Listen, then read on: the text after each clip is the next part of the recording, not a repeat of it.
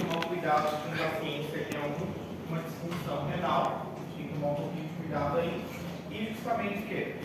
Observar, porque pode chegar a um quadro justamente de colite, e essa colite normalmente pode ser causada por Clostridium difficile, tá? Clostridium difficile normalmente ele causa colite, então é muito importante, principalmente por medicamentos. Então é importante a gente levar isso em consideração.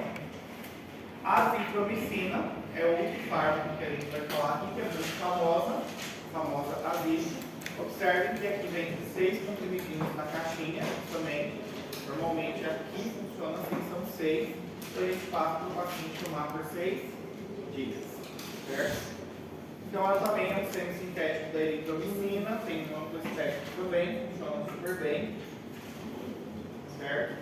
É um medicamento excelente, principalmente para tratar infecções de vias respiratórias. Tá? Principalmente quem vem utilizando a azitromicina, certo? Ela tem um efeito, ela é um pouquinho menos ativa do que a eritromicina contra alguns gram-positivos, principalmente quando a gente fala de estáfilos e dos estrépitos. Ela não tem um mecanismo de ação tão bom aí relacionado a esse, mas ela é muito o quê? Ela é mais ativa justamente que a eritromicina e a claritromicina contra hemófilo e influenza principalmente, tá? E também com justamente Campylobacter também. Tá? Porém, ela já é menos ativa relacionada à claritromicina no tratamento de Helicobacter pylori. Ela já é boa justamente contra Moraxella catarrhalis, justamente, tá? E Mycoplasma justamente pneumônio. Ou seja, infecções de vias aéreas superiores, normalmente, ela é excelente para fazer o tratamento. Sinusite, exatamente, excelente. Tá? Sinusite, otite, a vitro ela funciona muito bem. Para Moraxella catarrhalis, legionela, onde normalmente o paciente se infecta com legionelas. Legioneliose, como que o paciente entra normalmente em contato com legionela? Que é uma história muito importante aqui para o nosso paciente. Mas que normalmente o paciente, ele normalmente tem o quê? Sintoma? Síndrome respiratória, certo? Sintoma respiratório. E a legionela normalmente onde ela se cria, onde ela normalmente se desenvolve. Jana? Via aérea? Não, via aérea, mas normalmente onde o paciente entrou em contato com ela. Conta muito quando chega um quadro de legionela. Normalmente ar-condicionado, tá? Vai fazer limpeza do ar-condicionado e aí ele pode entrar em contato com esse micro-organismo. Ela cresce muito bem justamente no filtro, desenvolve muito bem. Durante a limpeza, o paciente ele pode se infectar com legionela. Isso é importante por causa da história clínica do seu paciente. Teve um caso, esse foi verídico, eu posso falar porque eu presenciei, tinha um vizinho assim lá na frente de casa, e aí ele foi por inspirar, e aí ele foi limpar assim um pedaço lá da casa dele, afastou o móvel, estava cheio de fungo. E aí ele não usou nenhuma prevenção, mas muito, né? Assim, tipo, o guarda-roupa todo, a área do guarda-roupa assim atrás. Ele inspirou e o cara assim, sem nenhuma comorbidade, etc. Ele inspirou aquilo, teve. Foi. Aí ele inspirou aquilo, teve meningite e veio a falecer. E assim, muito rápido. Super rápido. Provavelmente ele tinha algum fator. Fungo é o quê? Normalmente o funguinho ele é oportunista. E existe um fungo que é chamado fungo negro, zigomicose ou formicose.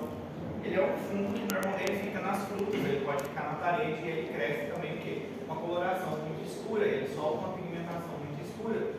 Então as pessoas elas podem ter contato muito fácil com esse fungo. Tiver como deprimido. Exatamente. Provavelmente, no caso dele, ele foi de arrasto para cima por causa que ele estava algum sistema imunológico dele estava muito baixo. Ela na água também? Na água também, mas principalmente no ar-condicionado, isso é um dado importante. E o fungo negro, ele tem uma característica que, se o paciente está muito imunodeprimido, aconteceu muitos casos do Covid, principalmente do fungo negro, por causa da imunidade muito baixa, ele tem um tropismo por vaso sanguíneo e ele produz uma necrose. Então, quando ele consegue entrar dentro do vaso sanguíneo, ele começa a causar microtrombos. E onde formam esses microtrombos, começa o quê? A necrosar, não chega oxigênio no local e começa a necrosar. A principal característica dele é rímel cerebral. Ele começa justamente na face, a nível nasal, começa a ocorrer uma necrose nessa região. Mas aí, se chega justamente a microcirculação cerebral, o paciente vai o quê? Normalmente a óbito.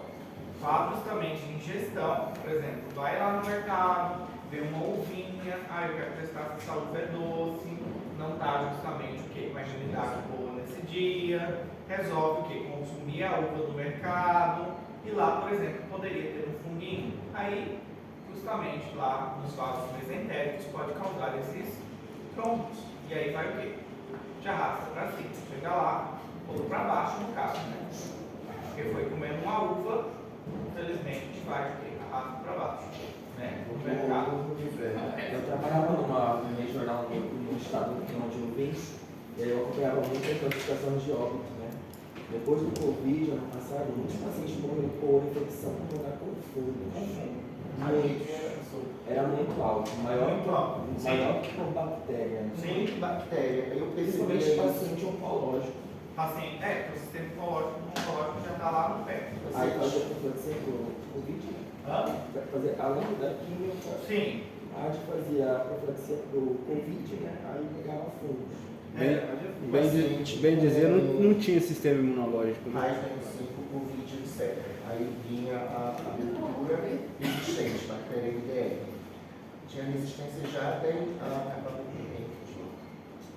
Aí entrava com poliximina. A poliximina saía matando tudo, mas aí acabava com a defesa. Quando a gente ia ver o paciente aqui, tinha fungo aqui.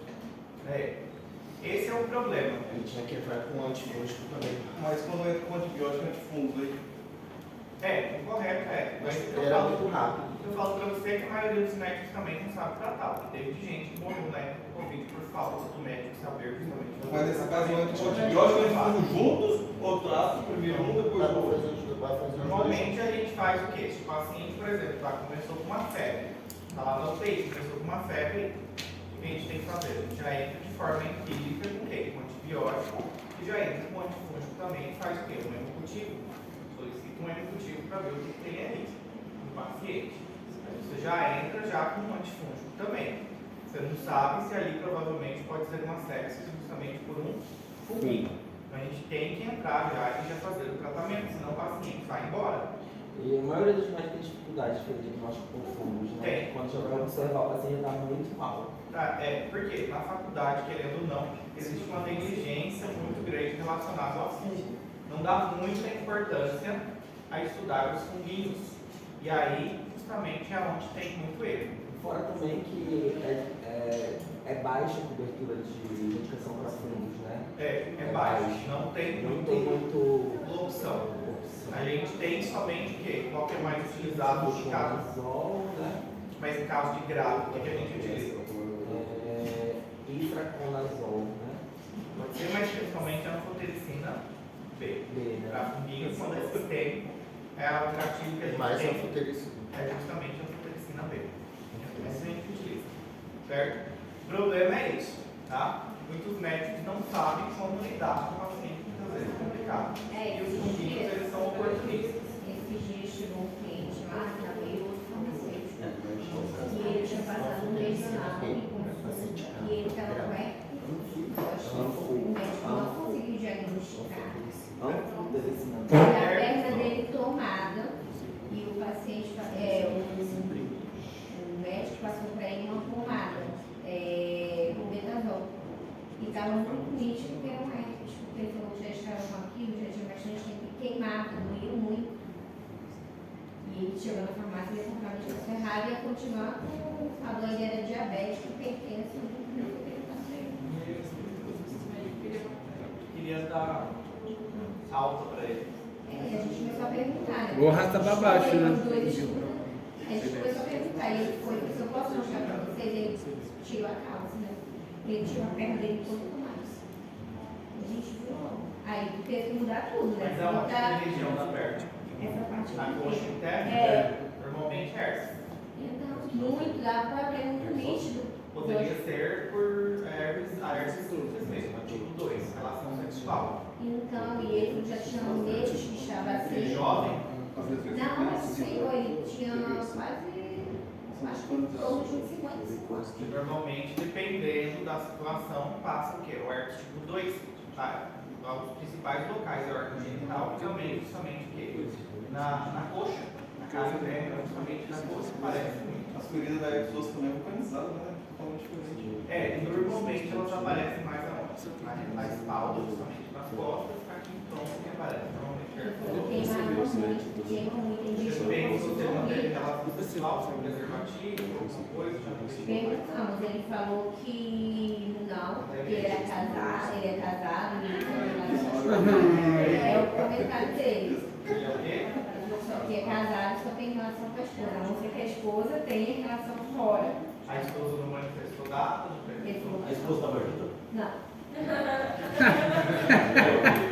Ficou fácil de fechar isso aí. Então, aí assim, foi esse ano de lá, Mas quando ela se envolver, bombada e oral. oral. E a gente vai passando dessa redação para poder tentar ligar um pouquinho mais pra. Também, é isso mesmo. Mas normalmente aparece muito, e é por contato sexual, quando aparece aí. Pode aparecer na boca, também na garganta, dependendo, né? Hoje em dia, claro que é esse. Sexo oral. Certo? Então a azitromicina ela pode causar também o quê? Ela vem causando principalmente o quê? Diarreia, um dos principais efeitos para nossa azítro, náusea, vômito, flatulência, principalmente o quê? Incômodo justamente abdominal. Pode causar o quê? Coceira, dependendo da... pode causar coceira na pele também. Tá? Esses são os sintomas mais comuns justamente que estão associados à nossa azitromicina, certo? Se administrar junto com o antiácido, é importante a gente saber que diminui a concentração da nossa azitromicina, tá? Ela perde justamente boa parte do seu efeito do antiácido, certo? Ela pode incrementar se você administrar junto com digoxina, certo? Ela pode causar ergotismo também, em algumas situações, principalmente com fármacos que são derivados do ergote, certo? Essa é uma substância que é produzida por um funguinho, certo? Quando associa... O que é ergotismo? Ergotismo é justamente uma patologia que é causada normalmente por fungo. E ele tem uma afetação onde o paciente pode manifestar sintomas neurais, também de pele, pode ter febre, e justamente isso é causado por fungo. Só que o ergote normalmente vem derivado de alguns fármacos. Quando você vem associando com a azítro, pode justamente causar um sinergismo e estimular justamente a produzir o que a gente fala ergotismo. O cardíaco, então, não é bom por causa da digoxina, né, doutor? Não é bom justamente você o quê? Dar justamente para um paciente cardíaco, tá? A dose aqui terapêutica de cada um deles, da claritromicina, normalmente é de 12 em 12 horas, a clarito, certo? A dose, quando é menores de 12 anos, a gente faz de 7,5 mg quilo peso, também 2 vezes ao dia, então a clarito é de 12 em 12 horas. E aqui tem apresentações que são o quê? De 500 mg, são de liberação prolongada, e administra o quê? Em 2 comprimidos, o quê? Uma vez ao dia, ou seja, 12 em 12 horas. Não tem suspensão, doutor? Hã? Não tem suspensão? Suspensão a clarito não. É muito difícil a gente encontrar. Pelo menos eu nunca. Aqui tem o quê? Uma boa associação de quem? Claritromicina, lansoprazol, amoxicilina, para justamente o tratamento de quem? De H. pylori. Tá? Então aqui tem uma boa associação com a nossa clarito, com a nossa mox e também o lansoprazol. O lansoprazol é o quê? Inibidor de bomba de próton. Inibidor da bomba de prótons. Muito bem. O inibidor da bomba de prótons. A azitromicina deve ser administrada 1 hora antes ou 2 horas depois de você ter se alimentado, certo? E aqui normalmente a gente faz o quê? Uma vez ao dia. Uma vez ao dia a gente faz justamente o quê? Azitromicina, tá? Principalmente quando a gente tem o quê? Sintomas respiratórios. A gente vem utilizando muito a azitromicina. E aí já tem interação com o alimento. É, um, E ela já tem interação com o alimento. Sim, é 500 ou 1 grama? Que eles mandam. 500. a de 500, existe 500 e existe 1 grama também. Tá? Depende do grau de infecção. Exatamente. Aí depende muito da sua avaliação lá do seu paciente. Mas aqui a gente faz o quê? Somente uma vez ao dia, tá? Não pode ser utilizado, como eu falei para vocês, principalmente em infecções de vias superiores. Sinusite, otite, tá? Uma faringe, amigdalite é muito utilizada também, tá? A gente faz normalmente num período, no Brasil, é normalmente 5 dias. Aqui, como eu falei para vocês, normalmente 6 dias. Então, principalmente, a gente pode estar utilizando para infecções de vias respiratórias, certo? Principalmente para infecções de vias respiratórias. Isso aqui é um geralzão deles que a gente pode vir utilizando eles, ou seja, um conjunto de todos eles. Infecção por Helicobacter pylori, a gente utiliza então principalmente claritromicina, certo? Claritromicina. Infecções de vias aéreas, justamente superior respiratória, azitromicina principalmente. Certo? Aqui tem mostrando para vocês um quadrinho. Infecção, normalmente via respiratória, a gente passa o tratamento de 10 a 14 dias, que é justamente infecção de pele ou de partes justamente moles. Aqui a gente faz um tratamento, principalmente em alguns casos por estafilococos o quê? Altos. Clamídia, difteria, interações de forma geral, ela pode interagir, eles podem interagir principalmente com esses fármacos. Aqui fala de cada um deles que a gente já falou, né? Claro que em cima também, da vítrea também. E aqui tem uma tabelinha, mas está em inglês, certo? Falando justamente dos principais bacterianas e qual justamente poderia ser o quê? O macrolídeo, justamente, que a gente poderia utilizar para fazer um tratamento desse micro-organismo.